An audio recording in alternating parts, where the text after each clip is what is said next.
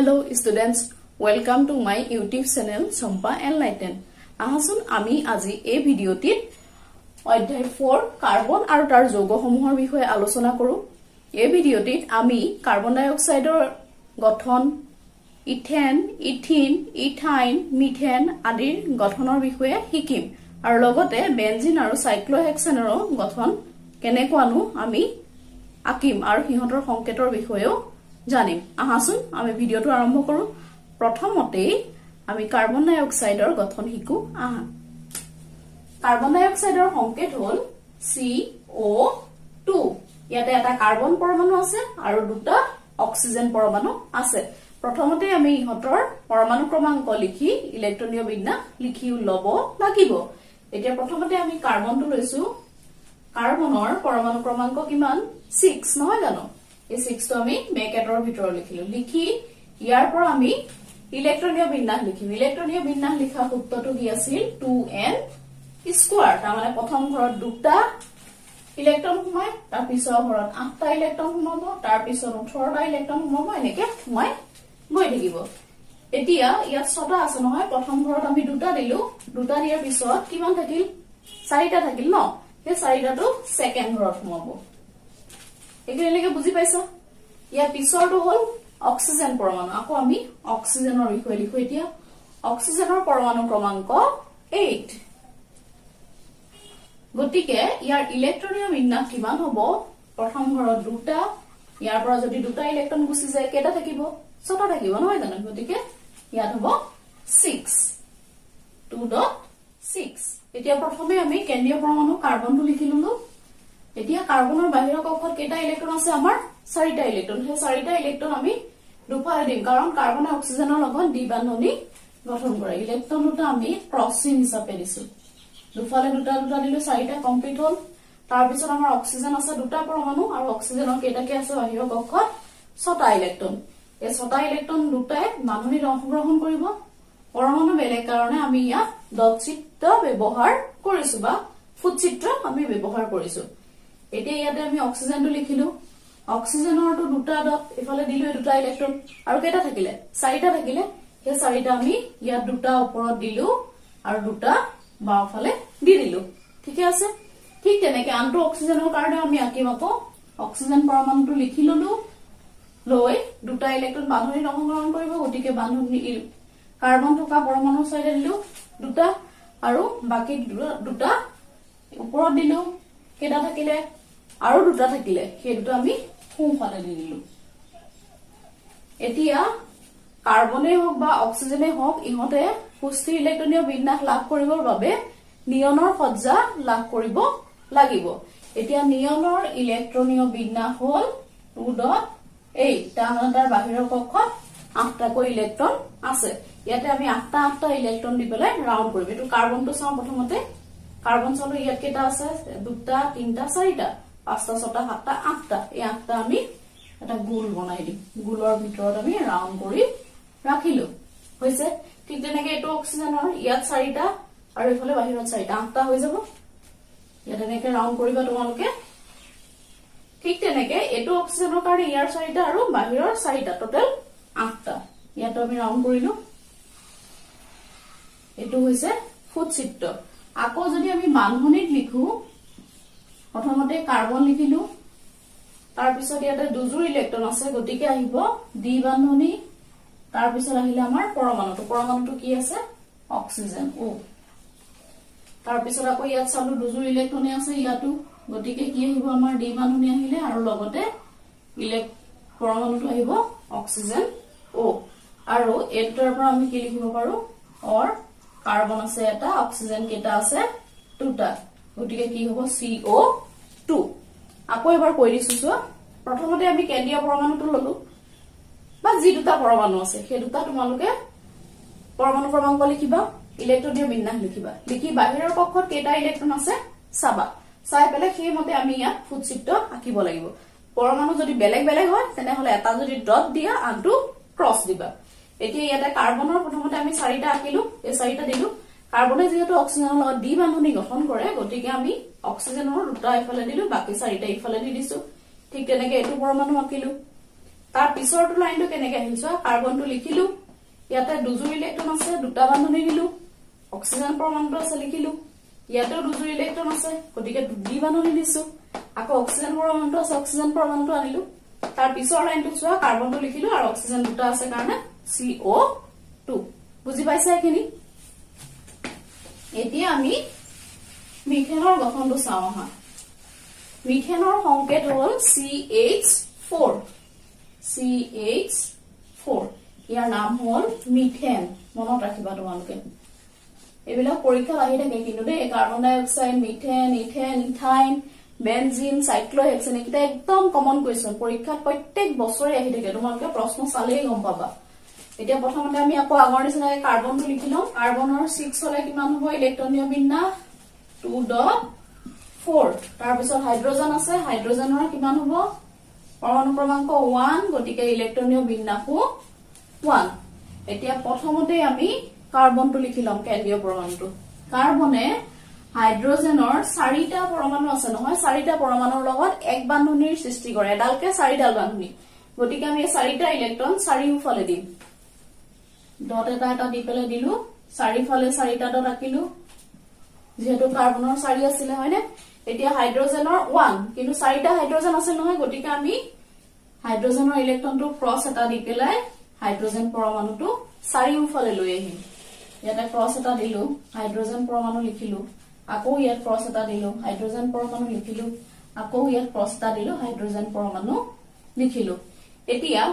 ইয়াৰ ওচৰৰ সম্ভান্ত গেছ হ'ব 6 আছে নহয় 6 পৰা আমি ওচৰত কাক পাম নিয়নক পাম নিয়নৰ কিমান আছিল 10.2.8 আকৌ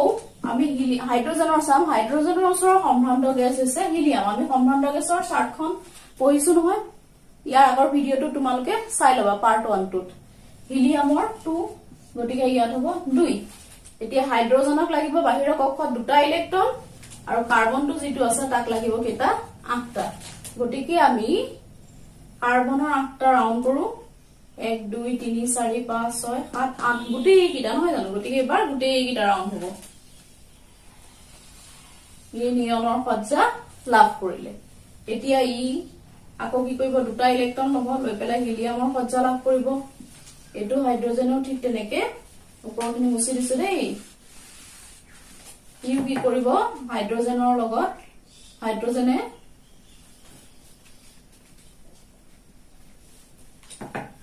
ই কি কৰিব এটা ইলেক্ট্ৰনৰ সৈতে লগ লাগি পেলাই আকৌ হিলিয়ামৰ সজ্জা লাভ কৰিব আকৌ এটো হাইড্ৰোজেনেও কি কৰিব কাৰ্বনৰ এটা পৰমাণু লব নিজৰ পৰমাণুটোৰ সৈতে হিলিয়ামৰ সজ্জা লাভ কৰিব এটো হাইড্ৰোজেনেও কি কৰিব কাৰ্বনৰ এটা পৰমাণু লৈ পেলাই হিলিয়ামৰ ইলেক্ট্ৰনীয় বিন্যাসটো লাভ কৰিব এতিয়া চোৱা এই গঠনটোত প্ৰত্যেকটোতে এজুৰ ইলেক্ট্ৰন আছে হয়নে এজুৰ যদি ইলেক্ট্ৰন থাকে তেনেহলে সিহঁতৰ মাজত এক বান্ধনিৰ সৃষ্টি হয় গতিকে এইটো গঠনটো আমি কেনেকৈ লিখিব পাৰো চোৱা এইখিনি জায়গাতে লিখিছো মই প্ৰথমতে কাৰ্বনটো লিখিবা তাৰ পিছতে এজুৰ ইলেক্ট্ৰন আছে এক বান্ধনি 4টা গতিকে চাৰিওফালে 4ডাল বান্ধনি দিবা আৰু হাইড্ৰোজেনটো লিখিবা লগতে এটো হৈছে বান্ধনি গঠনটো ইয়াৰ হৈছে এটো অৰ দি পেলাই এটো লিখিব পাৰা আকৌ ইয়াৰ পিছতে তোমালোকে অৰ দি পেলাই কাৰ্বনটো লিখি হাইড্ৰোজেন কেটা আছে 1 2 3 4 গতিকে CH4 এটো হৈছে মিথেনৰ সংকেত CH4 মনত ৰাখিবা তোমালোকে এবাৰ আকৌ আমি ইথেনৰ গঠনৰ বিষয়ে চাওঁ ইথেনৰ সংকেত হ'ল C2H6 কাৰ্বন আছে দুটা আৰু হাইড্ৰোজেন আছে 6টা আগৰ নিচিনাকৈ আমি ইলেক্ট্ৰনীয় বিন্যাসটো লিখি লওঁ কাৰ্বনৰ 6 হলে 2.4 হ'ব আৰু হাইড্ৰোজেনৰ 1 হলে কিমান থাকিব 1 এ থাকিব কাৰ্বন পৰমাণু আছে দুটা হাইড্ৰোজেন কেটা আছে 6টা এতিয়া প্ৰথমতে আমি কাৰ্বন লিখি লওঁ কাৰ্বন দুটা আছে নহয় কাৰ্বন দুটা পৰমাণু লিখিলো এতিয়া ইথেন হৈছে এলকেনৰ এটা সমযোগী এলকেনে সদায় এক বান্ধনিহে গঠন কৰে গতিকে ইহঁতৰ মাজত এটা ইলেক্ট্ৰন থাকিব এটো কাৰ্বনৰ কাৰণে প্ৰথমতে লিখিলো আমি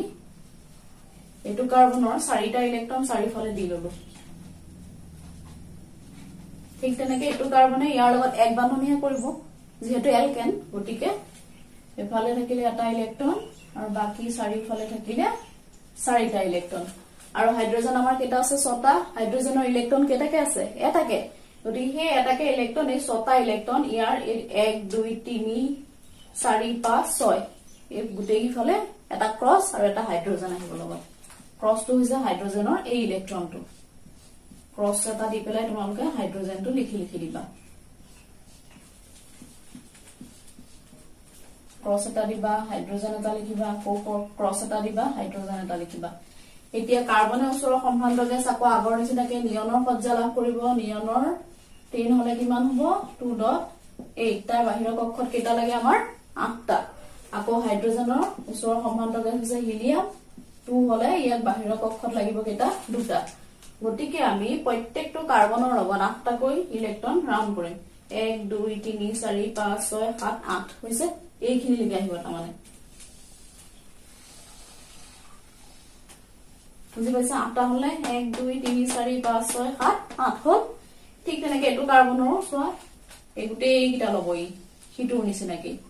ইয়াতো জুখি চালে তোমালোকে 8টা ইলেক্ট্ৰনে পাবা এই ৰাউন্ডটোৰ ভিতৰত আকৌ হাইড্ৰোজেনৰ যেহেতু দুটা লাগে গটিকে আমি ডট এটা ক্ৰস এটা আৰু হাইড্ৰোজেন পৰমাণুটো প্ৰতি আমি ৰাউন্ড কৰি দিলো প্ৰত্যেকটোকে তেনেকে কেটা হ'ব আমাৰ এটো 3টা হল আৰু এটো হ'ব 3টা এতিয়া প্ৰত্যেকটো হাইড্ৰোজেনে এজুৰ ইলেক্ট্ৰন সমভাৱে ভাগ বতৰা কৰিছে আৰু কাৰ্বন দুটাৰ মাজতো এজুৰ ইলেক্ট্ৰনে ভাগ বতৰা হৈছে গটিকে কি বান্ধনী হ'ব ইয়া এক বান্ধনী নহয় জানো অৰ দি পেলাই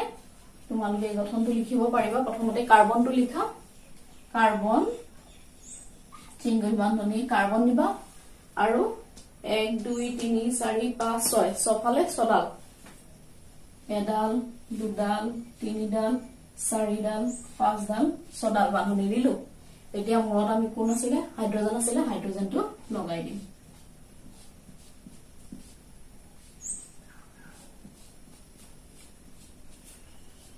এতিয়া গঠনটো আমাৰ মিলিলে চোন কাৰ্বন কেটা দুটা হাইড্ৰোজেন কেটা 1 2 3 4 5 6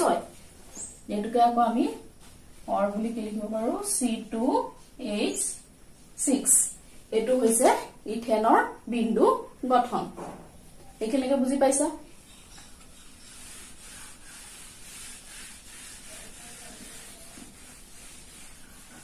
ইথিনৰ সংকেত হল C2H4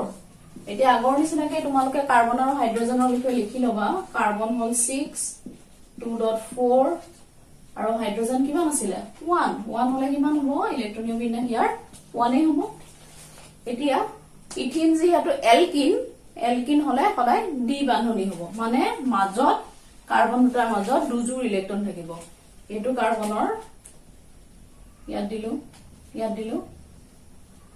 আকৌ হিটু কাৰ্বনৰো আমি মাজত দুটা দিলো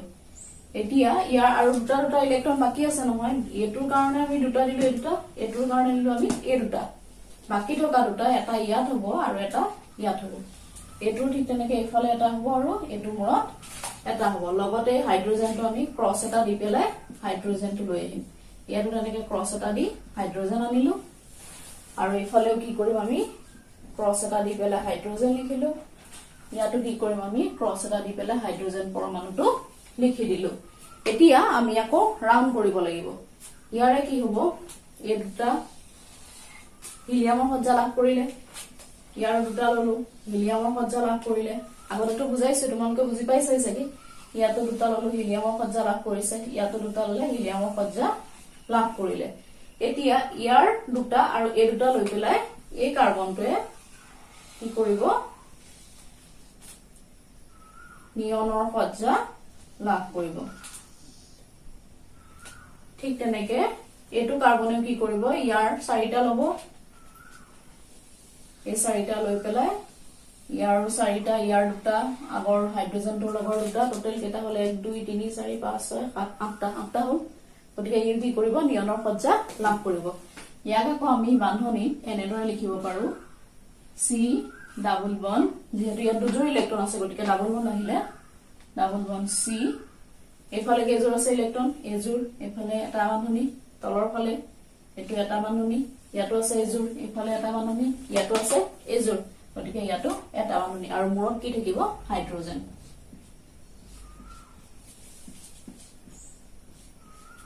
বুজিছে ইয়াৰ সংকেত ইয়াৰ লগত মিলাই চালে লিখিবা কাৰ্বন দুটা হাইড্ৰোজেন চাৰিটা বুজি পাইছা এবাৰ আমি ইথাইনটো চাও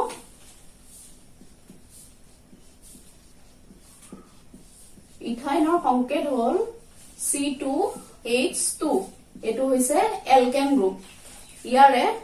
কাৰ্বন দুটাৰ মাজত ত্ৰিবান্ধনী হ'ব এলকিন এলকেন এলকাইন এই তিনিটা সমগণৰ ভিতৰত এলকেনত এক বান্ধনী হয় এলকিনত দ্বি বান্ধনী আৰু এলকাইনত আইন যদি থাকে শেষৰ উচ্চাৰণটো তেনেহলে তিনডাল বান্ধনী হ'ব ত্ৰিবান্ধনী এতিয়া কাৰ্বনৰ প্ৰথমতে আমি পাইছিলো নহয় জানো কাৰ্বনৰ 6 যদি হয় কিমান হ'ব 2.4 আৰু হাইড্ৰোজেনৰ 1 হলে ইলেক্ট্ৰনীয় বিন্যাস 1 প্ৰথমতে আমি কাৰ্বন দুটা লিখি লওঁ যিহেতু ত্ৰিবান্ধনী হয় তেনেহলে মাজত কেইজোৰ থাকিব ইলেক্ট্ৰন তিনিজোৰ এতিয়া তিনটাত দিব লাগিব তেনেহলে আমি আকৌ হিটু কাৰ্বনৰ কাৰণে তিনটাত চাৰিটা ইলেক্ট্ৰন আছিল নহয় তিনটাটো লিখিলো আমি এই চাৰিটা বা তিনটা গল এটা থাকিল নহয় এটো এফালে ৰাখি দিলো আৰু এটো কাৰ্বনৰ এফালে তিনটা থাকিলে বাকি থাকিল কেটা এটা হেতু আমি ইফালে লিখি দিলো লিখি দিয়াৰ পিছত এতিয়া আমাৰ হাইড্ৰোজেনটো আছে নহয় ক্ৰছ এটা দি পেলাই আমি দুইফালে দুটা হাইড্ৰোজেন লৈ আহিম হাইড্ৰোজেন যেহেতু দুটাই আছে এতিয়া হাইড্ৰোজেনে কি কৰিব কাৰ্বনৰ এটা পৰমাণু লৈ পেলাই হিলিয়ামৰ সজ্জা লাভ কৰিব পৰমাণু লব হাইড্ৰোজেনে লৈ হিলিয়ামৰ সজ্জা লাভ কৰিব এতিয়া এটো কাৰ্বনৰ কেটা আছে মাজত ছটা আছে আৰু ইয়াৰ দুটা টোটাল কেটা হ'ব 8টা এই নিয়নৰ সজ্জা লাভ কৰিলে ঠিক তেনেকৈ ইয়াৰ ছটা লব কাৰ্বনটোৱে লৈ পেলাই ইয়াটো কি কৰিব নিয়নৰ সজ্জা লাভ কৰিব এতিয়া অৰ দি পেলাই তোমালোকে কাৰ্বন দুটাৰ মাজত তিনিডাল বান্ধনী লিখিব লাগিব কাৰণ ইলেক্ট্ৰন কেইজোৰ আছে তিনিজোৰ আছে নহয় সি তিনিডাল বান্ধনী সি মানে কাৰ্বন আৰু এফালে এজোৰ ইলেক্ট্ৰন কাৰণে এক বান্ধনী দি পেলাই আমি হাইড্ৰোজেন লিখিলো আৰু এফালে এজোৰ ইলেক্ট্ৰন আছে কাৰণে এক বান্ধনী দি আমি হাইড্ৰোজেন লিখিছো হৈছে এতিয়া এই ষ্ট্ৰাকচাৰটো বছোৱাৰ তোমালোকে C2H2 মিলিছে বুজি পাইছা তোমালোকে প্ৰথমতে ইলেক্ট্ৰনীয় বিন্যাস লিখি লবা তাৰ পিছত বাহিৰৰ কক্ষত থকা ইলেক্ট্ৰন কিটা আমি ডট চিত্ৰ সহায় ৰাখিব লাগিব তাৰ পিছত যোনটো উচ্চৰ সম্ভাৱনা গেছ আছে তাৰে সজ্জা লাভ কৰিব হাইড্ৰোজেন হলে হিলিয়ামৰ কৰিব কাৰ্বন হলে নিয়নৰ কৰিব অক্সিজেন হলে নিয়নৰ কৰিব তাৰ মানে যোনটো উচ্চৰতে পায় তাৰ মানে দুইটো সোনকালে পাব মানে আঠটো সোনকালে পাব যোনটো সোনকালে পাব তাৰে সজ্জা কি লাভ কৰিব এবাৰ আমি বেনজিনৰ বিষয়ে চাওঁ আহা এই বেনজিন আৰু সাইক্লোহেক্সেন এই দুটাৰ ভিতৰত কোৱেশ্চন এটা আহেই কিন্তু প্ৰতিবাৰে দেই তোমালোকে ভালকে মনত ৰাখিবা বেনজিন বেনজিনৰ সংকেত হল C6H6 কাৰ্বন আছে 6টা হাইড্ৰোজেন আছে 6টা এই ষ্ট্ৰাকচাৰটো চাই লবা তোমালোকে কেনেকৈ আঁকিছো মই প্ৰথমতে কাৰ্বনটো আঁকিবা এফালে এটা ইয়াত এটা দিবা ইয়াৰ পুনে পুনে এফালে এটা কাৰ্বন দিবা বুজি পাইছানে এতিয়া ইয়াৰ পুনে পুনে ইয়াত এটা কাৰ্বন দিলা ইয়াৰ পুনে পুনে আৰু ইয়াৰ পুনে পুনে ইয়াত এটা কাৰ্বন লিখিলো আমি আৰু ইয়াৰ পুনে পুনে ইয়াত এটা কাৰ্বন লিখিলো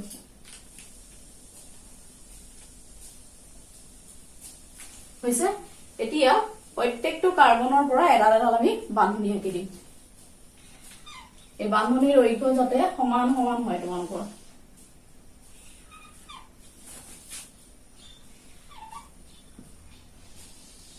হৈ গল এতিয়া হাইড্ৰোজেন কেটা আছে 6টা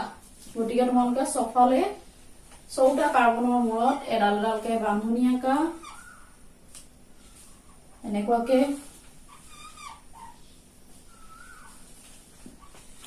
এতিয়া প্ৰত্যেকডাল বান্ধনীৰ মূৰত হাইড্ৰোজেন লিখি দিয়া H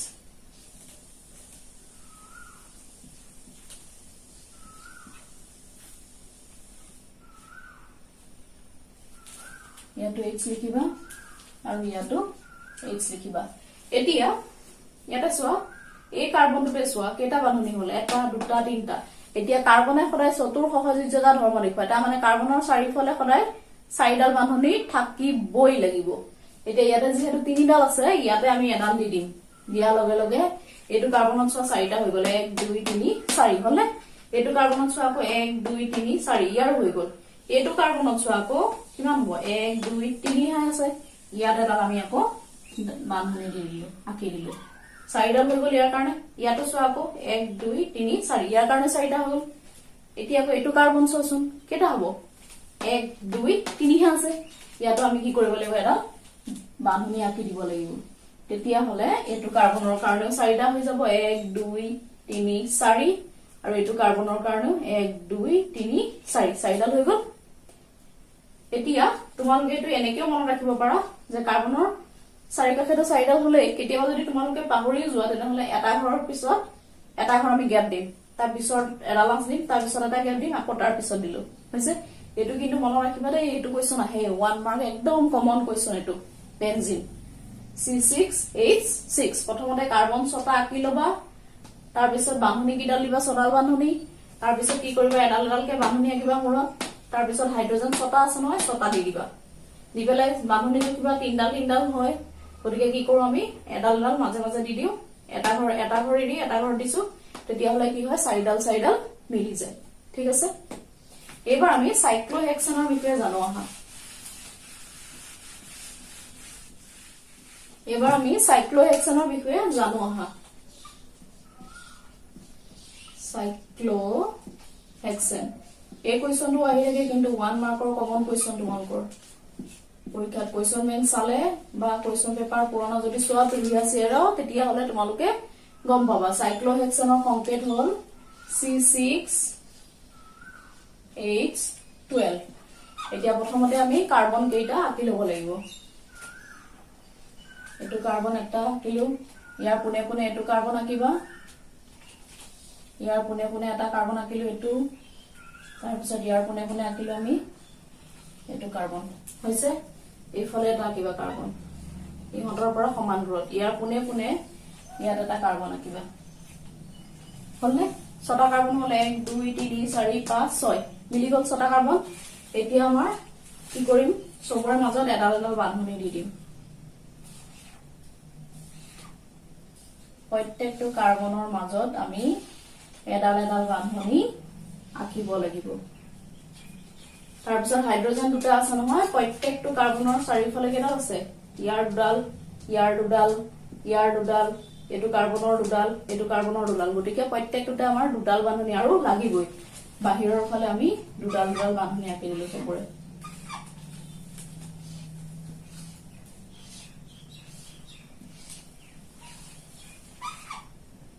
আৰু এতিয়া প্ৰত্যেকটো কাৰ্বনৰ মূৰত তোমালোকে হাইড্ৰোজেন লিখি দিয়া হাইড্ৰোজেন 12টা আছে নহয়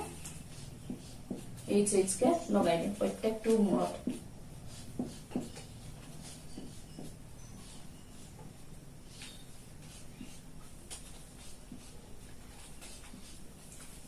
ইয়াতো দিলো গোটেই কিটা বান্ধনি মূৰত দিব লাগিব টোটাল এতিয়া হাইড্ৰোজেন যদি আমি জুখি চাও কেটা হ'ব 12টা 1 2 3 4 5 6 7 8 9 10 11 12 হৈছে কাৰ্বন ছটা আছে এই কোৱেশ্চনটো পৰীক্ষাত আহি থাকে 1 মাৰ্কৰ কোৱেশ্চন তোমালোকে এটো মনত ৰাখিবা কেনেকৈ আঁকিব লাগে ভালদৰে শিকি লবা যদি তোমালোক ভিডিওটিৰ পৰা উপকৃত হৈছা তেনে হলে চেনেলটো সাবস্ক্ৰাইব কৰিবা